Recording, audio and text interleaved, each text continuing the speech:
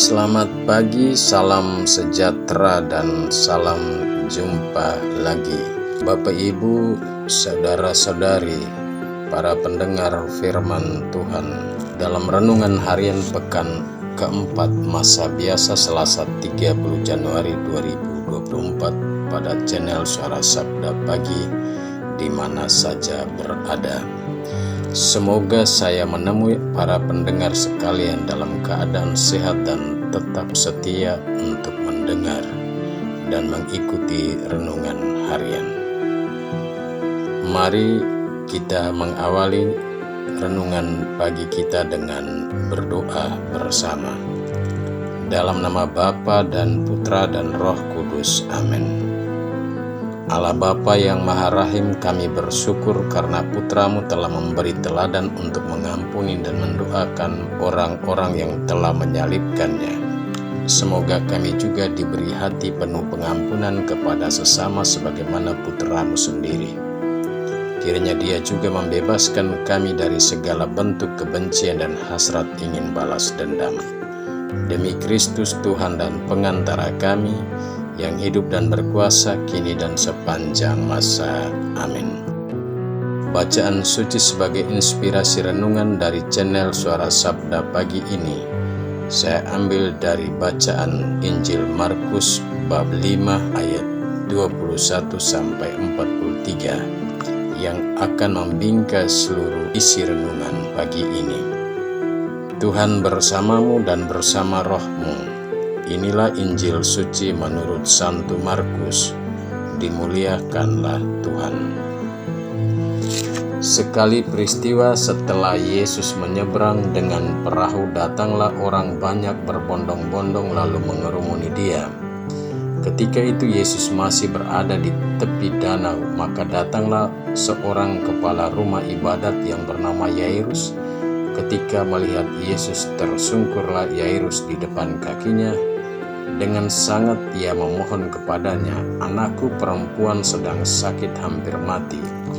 Datanglah kiranya dan letakkanlah tanganmu atasnya supaya ia selamat dan tetap hidup." Lalu pergilah Yesus dengan orang itu. Orang banyak berbondong-bondong mengikuti Dia dan berdesak-desakan di dekatnya. Adalah di situ seorang perempuan yang sudah 12 tahun lamanya menderita pendarahan. Ia telah berulang-ulang diobati oleh berbagai tabib, sampai habislah semua yang ada padanya, namun sama sekali tidak ada faedahnya. Malah sebaliknya, keadaannya semakin memburuk. Dia sudah mendengar berita-berita tentang Yesus, maka di tengah-tengah orang banyak itu ia mendekati Yesus dari belakang dan menjamah jubahnya.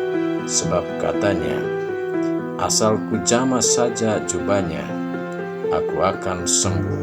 Sungguh seketika itu juga berhentilah pendarahannya dan ia merasa badannya sudah sembuh dari penyakit itu. Pada ketika itu juga Yesus mengetahui bahwa ada tenaga yang keluar dari dirinya. Maka ia berpaling di tengah orang banyak itu dan bertanya, "Siapa yang menjamah jubahku?" Murid-muridnya menjawab, "Engkau melihat sendiri bagaimana orang-orang ini berdesak-desakan dekatmu. Bagaimana mungkin engkau bertanya siapa yang menjamah aku?" Lalu Yesus memandang sekelilingnya untuk melihat siapa yang telah melakukan hal itu. Maka perempuan tadi menjadi takut dan gemetar sejak ia mengetahui apa yang telah terjadi atas dirinya. Maka ia tampil dan tersungkur di depan Yesus dengan tulus. Ia memberitahukan segala sesuatu kepada Yesus. Maka kata Yesus kepada perempuan itu, "Hai anakku, imanmu telah menyelamatkan engkau. Pergilah dengan selamat dan sembuhlah dari penyakitmu." Ketika Yesus masih berbicara, datanglah orang dari keluarga kepala rumah ibadat itu dan berkata, "Anakmu sudah mati, apa gunanya lagi engkau menyusahkan guru?" Tetapi Yesus tidak menghiraukan perkataan mereka dan berkata kepada kepala rumah ibadat, "Jangan takut, percaya saja." Lalu Yesus tidak memperbolehkan seorang pun ikut serta kecuali Petrus, Yakobus, dan Yohanes saudara Yakobus. Dan tibalah mereka di rumah kepala rumah ibadat. Dan di sana Yesus melihat orang-orang ribut, menangis, dan meratap dengan suara nyaring. Sesudah masuk, Yesus berkata kepada orang-orang itu, "Mengapa kamu ribut dan menangis? Anak ini tidak mati tetapi tidur." Tetapi mereka menertawakan dia. Maka Yesus menyuruh semua orang itu keluar, lalu ia membawa ayah dan ibu anak itu dan mereka yang bersama-sama dengan Yesus masuk ke dalam kamar anak itu.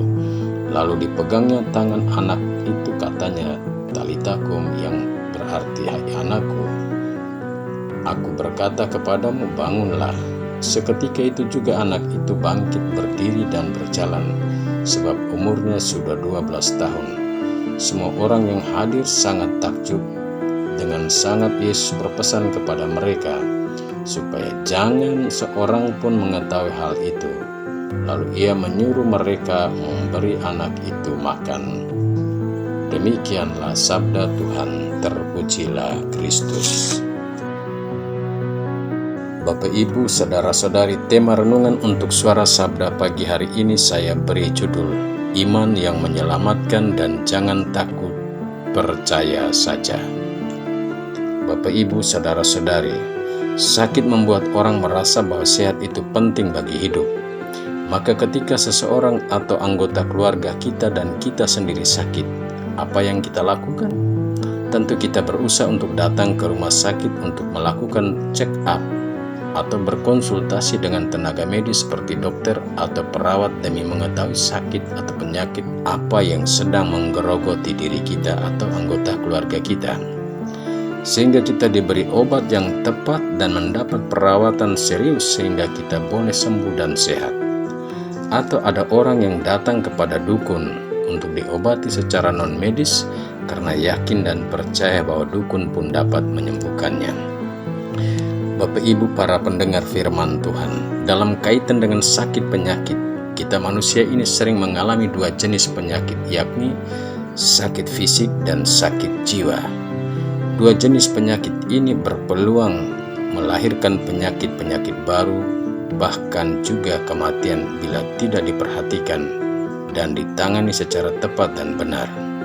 Tapi bagi kita orang Kristiani, kedua penyakit kita itu tidak saja disembuhkan secara medis dan non-medis, tapi oleh iman kepada Tuhan Sang Sumber Penyembuh sejati.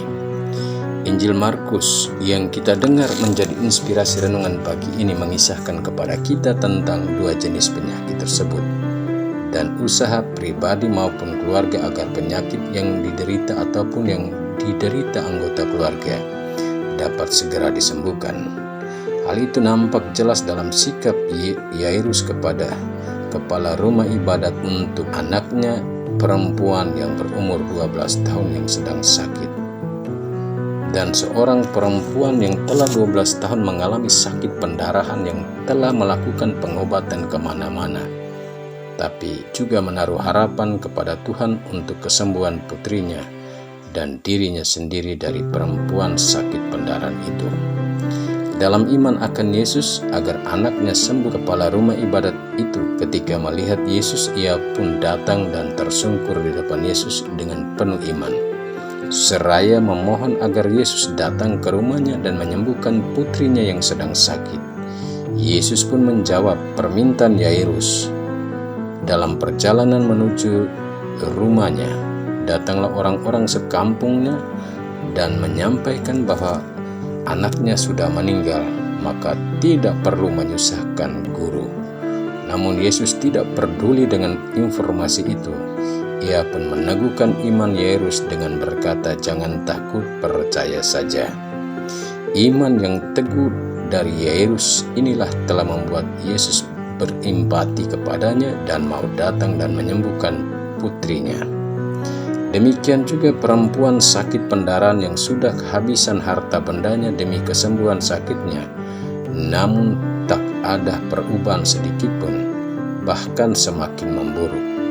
Maka ia pun yang telah mendengar tentang Yesus menaruh kepercayaan kepada Yesus dan berharap mengalami kesembuhan. meskipun hanya memegang ujung jubah Yesus. Dan usahanya yang keras di antara himpitan orang banyak demi kesembuhan untuk menjamah ujung jubah Yesus. Harapannya menjadi kenyataan. Hal itu terungkap dalam pertanyaan Yesus, "Siapa yang menjamah ujung jubahku?" Mengapa Yesus bertanya demikian? Karena ia merasa ada daya dan kekuatan yang keluar dari tubuhnya. Dan wanita sakit pendarahan yang merasa bahwa ia telah sembuh, ia pun tampil dan tersungkur di depan Yesus dan dengan tulus mengakui bahwa ia telah melakukannya.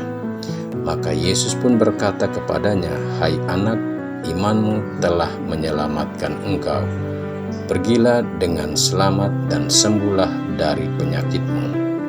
Bapak, Ibu, saudara-saudari, para pendengar firman Tuhan dimanapun berada, dari kedua kisah penyembuhan ini, apa yang dapat kita petik untuk hidup kita sebagai orang Kristiani dalam kaitan dengan sakit penyakit yang kita alami? Pertama, usaha untuk datang kepada para medis yakni dokter ataupun kepada dukun bukanlah salah dan tidak benar. Semua usaha itu baik, tapi bagi kita orang Kristiani, kita harus terlebih dahulu percaya kepada Tuhan yang kita imani dapat menyembuhkan, karena dialah dokter dan sang penyembuh sejati. Kedua, dokter dan dukun hanyalah perpanjangan tangan Tuhan dalam menyembuhkan kita. Tapi sesungguhnya Tuhanlah yang menyembuhkan kita menurut cara Tuhan sendiri.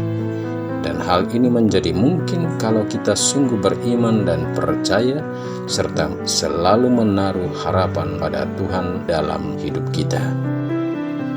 Marilah berdoa. Allah Bapa, sumber kehidupan, kami bersyukur karena Engkaulah sumber kesembuhan kami. Semoga firman-Mu yang telah kami dengar dan renungkan menyembuhkan hati kami yang terkadang menaruh benci dan dendam kepada sesama, berubah menjadi duta damai demi membawa banyak orang kepada pertobatan dan percaya kepada Yesus Kristus Tuhan dan pengantara kami.